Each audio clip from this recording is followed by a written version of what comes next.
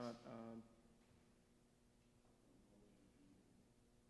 a motion is to adopt the strike call as amended strike call. So the motion is to adopt the strike call as amended. All in favor say aye. Opposed? Okay, that bill will be reported. Move on to House Bill 1040. Same scenario here on this bill. The House passed 1040, which was a reporting issue. We passed Senate Bill 2563. And so what we've done on this is I've inserted the language from Senate Bill 2563 in here, the exact language we passed from committee and the exact language that passed 52-0 on the Senate floor. Same situation. You know, we've got some things we're still working out on this, but we want to keep this alive and keep moving along. So love to entertain a similar motion if someone would make. The motion is we do this, adopt the strike all. All those in favor, say aye. Any opposed? And that bill will be reported. And now we're moving on to the new legislation here. New in the sense that it's new language. We'll call up House Bill 1387, the Mississippi Workforce Incentive Act of 2020, create. House Bill 1387 that came over to us, we have decided that this would be an appropriate vehicle to use to appropriate or move the appropriation forward for workforce development. So under the provisions of the CARES Act, as you all know, we were charged with appropriating $1.25 billion to the Mississippi for Mississippi COVID relief.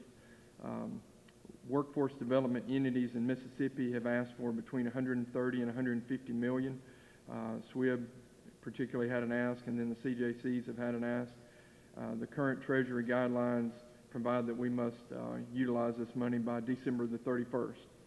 In the bill you have in front of us, the strike-all, this bill would provide $50 million as just an opening kind of salvo or just an initial number. These numbers continue to move around. As many of you may know, yesterday we had some new regulations that came down that changed the required percentage that from the COVID money had to be allocated to municipalities and counties. And so that number continues to move along. So we're starting in this bill with $50 million as an ask. And so this bill would effectively would operate just like Senate Bill 2772 for the small business grant program. It transfers $50 million from the CARES Act fund at DFA to a special fund to be known as the Restart Mississippi Workforce Development Fund. This fund will be administered by the CJCs in collaboration with the Department of Workforce Development. The Department of Workforce Development is the bill that we mentioned at the beginning, the strike-all that we did for House Bill 336 that we're keeping alive.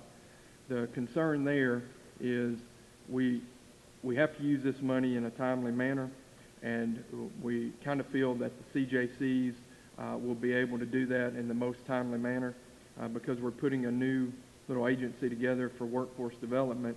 We want to be sure that they have the ability to move forward while we're kind of finalizing and getting that new structure in place. So if you turn to Section 4 of the amendment, it gives the legislative intent. The legislative intent is to help those who are unemployed, underemployed, and searching for new employment due to COVID-19. And it prohibits duplicative expenses and asks the agencies to act in haste. It requires the CJCs to work with SWIB and the 4 workforce investment areas and local economic developers in determining how to use the funds at the local level. It requires the CJCs to develop an equitable formula to distribute the funds. It allows the board, which would be the community college board, to retain $250,000, which is only 0.5% of the entire amount we're proposing for administrative purposes. It does put the board and the CJCs It gives them some audit instructions to ensure transparency and proper delivery. Possible eligible expenses that we've listed in here to be included but not limited to include laptop, computers, tablets, other devices, as well as software learning management systems, student financial aid, tuition for workforce development programs, infrastructure necessary to increase capacity in workforce development programs, and any items necessary to increase health and safety as a result of COVID-19. There have been thousands of Mississippians who have been impacted by COVID-19. There will be many who we all hope and pray are returning to their current jobs, but there will be many who have to find and seek new employment as a result of some of the changes that this is going to make on our economy. I feel strongly that setting aside some money in this fashion, hopefully make a move to provide some education and some means where people can get back to work, even if it's not doing what they did before. We can move them in a direction that's going to help them in the long run. I would be glad to answer any questions. Also, don't mind going through the language line by line. We were getting this prepared. I got the last draft you have in front of you at about 8:15 this morning. So I've got my highlights together, but be glad to answer any questions first and foremost. Senator Norwood. Thank you, Mr. Chairman. The reporting for reporting purposes, when will we get a report on since the money has to be spent in a timely manner? The reports that will be given, the CJCs are required to give a report of how they've used the money by the end of November, or I believe December 1st of 2020. The Community College Board will issue a report on January 1st that will go to the Lieutenant Governor, Speaker, the chairs of a few committees. And at the appropriate time, I did notice something this morning, because I would like that report to also go to the governor, and I did not see that in the language. And so I guess if you don't mind, Senator Norwood, as I'm asking your question, I'd like to propose a little amendment in the section you're describing here. So on line 196, in the reporting requirements, I'd like to insert to the governor in front of the language that says to the lieutenant governor. So that would include, I think, everybody who needs this report.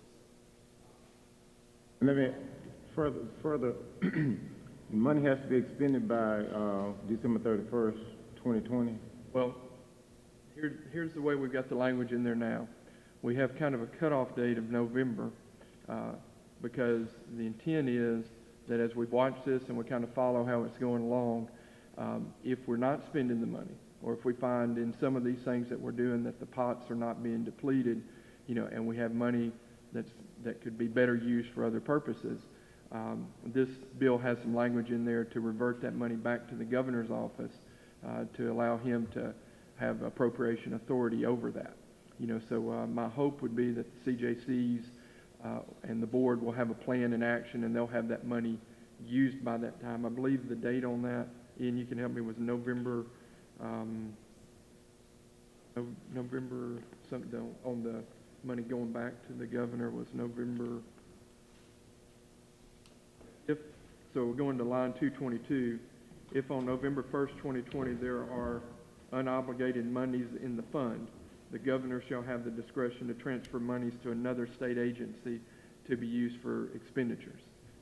So we have two kind of different reports here. We have the reports of how the money is used, and then we also have the charge to have the money, allocated. So that doesn't mean that the community college might have to spend every dime by November 1st, but they should have a name and a purpose to that by that date. And if they do not, then it would revert back to the CARES Act to be used in a more appropriate manner. That was my concern, Mr. Chairman, just to make sure that we're keeping track by way of reports to make sure that the money, right. Obviously there's a need, so if we're going to put the money out there to make sure that they are spending the money at a relatively rate to make sure and get Matthews. I think you and I share that sentiment in everything that we're trying to put together on today's agenda. It's all about transparency. It's all about oversight. And, on some of the things we've talked about in this committee earlier in the year, we were in a situation where we were just trying to, take hold of the money that we had already and make better use of it for the problems that we identified, as you remember, in the committee meetings. But now we're in a situation where we still need to do that, but now we also need to work on this workforce development in a different way. And so it doesn't mean we don't need to do what we were working on to begin with, but it means we also have to add this to kind of our to-do list. But back to the amendment, if you don't mind, I'd like to make that amendment on line 196 to add the governor to the group that we should report to. So I'll offer that in form of amendment. Is there a second? Second. Okay, all those in favor of that amendment, say aye. Aye. Any opposed? Okay, we'll add that little amendment to the strike-off. And we're back on questions. Anyone else have any questions? And when you talk to your CJCs, the 50 million is a starting number. Hopefully with available resources and with the needs that they approach us with, I'd like to see that number be higher. I think they can use it, and I think they can make good use of this. So as members of this committee, please reach out to your local CJCs and just kind of see how their feel is on that, and get back with me if you could on that. So if there are no further questions, all sufficient to pass. Strike all is the, and this bill, because it does have $50 million in it right now, will go to appropriations. I've been in conversation with the chairman of appropriations, and he and I are working on this together. So I feel we got a pretty good chance of this coming up in appropriations. So, but that's the motion. All those in favor? Opposed? Okay, so that completes the work. I appreciate everybody being here, and I entertain a motion to rise and report. So moved.